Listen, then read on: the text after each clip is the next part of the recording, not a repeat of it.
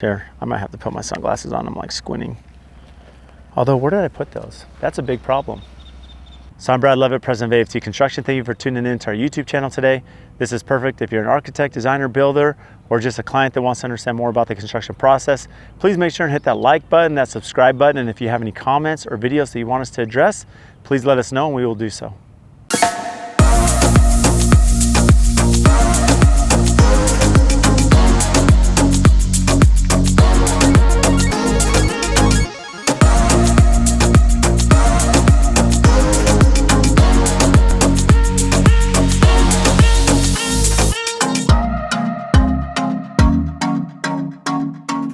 We're out here at a Melrose Place project, and a couple of fun facts. So this is a large property, it's 3.5 acres, and previously, you can see we're in a residential neighborhood. There were two homes here. This was two separate properties. We had a house on this side, with a property line down the middle. Well, our client had acquired both lots, and because of what he wanted to build here with the house, with the trampoline barn, with the tennis court, and so many amenities, we needed the size to do so. So we worked with the city of Gilbert, and we had what's called a lot combination. So we ended up demolishing both houses on both sides. We tore down the wall that was in between the property line, between both properties, and we worked with the city to do a lot combination and rezone this instead of two residential lots to make it one addressed property. And part of the challenge though is there was an easement. So one thing that's really important if you're a client and you're looking at a piece of land is to understand if there's any easements or restrictions on your property. And easements are typically either created from the municipality itself, whether it's a right-of-way, you know, if there's an easement or a common driveway or a street that could potentially be used on your property.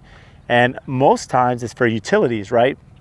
Whether it be electrical, water mains, you know, there's a natural easement that although it's on your property, there's an easement by the government or municipality that they can use to connect. You know, there's another property in Paradise Valley we're working with the client, and there's two homes below him. He's up on the top of the hill, and there's an easement, which means he's allowed to trench through the neighbor's property line and to connect to the city sewer for his house. So it's really important to understand your property and if there's easement. Now, fortunately with this lot, because we're combining it along lot combination, the last thing we want is an easement or a trench or power or water running through the middle of the house, middle of the property. So we had to work with the city on abandoning the easement. And that's a lengthy process. That's a 6-month process, a lot of documentation.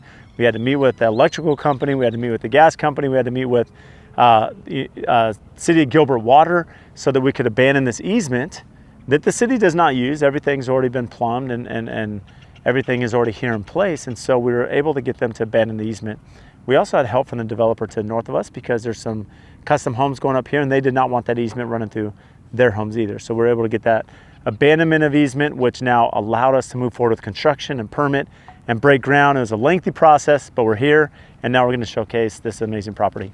Let me give two more parts to that real quick. Okay. So right now we have a dedicated 1-inch water line to the property, and we had to work with the city, you know, the water department, because we're going to be upgrading that to two 1.5-inch water lines. So instead of one 1-inch, we have two 1.5-inch. So a lot of water coming in this property. One of the dedicated 1.5-inch water lines comes to the house. The other one is going to be for the landscaping. And so that was important to work through the water department to get that approved and get that dedicated water meter set.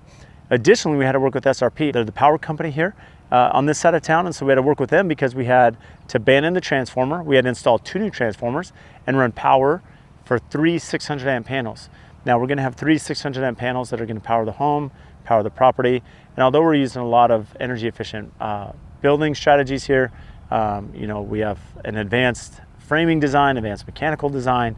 That's really important to, you know, and all LED lighting and all these things are going to help impact that. But because of the size of the home and the amenities here, we're going to have 3 600 amp panels. So again, that's another coordination effort. So you need to understand that as you're working through pre-construction, the ins and outs of working with the right people, the right engineers to get that approved and installed. So that way you have what you need to supply power and water to the house. Perfect. Okay.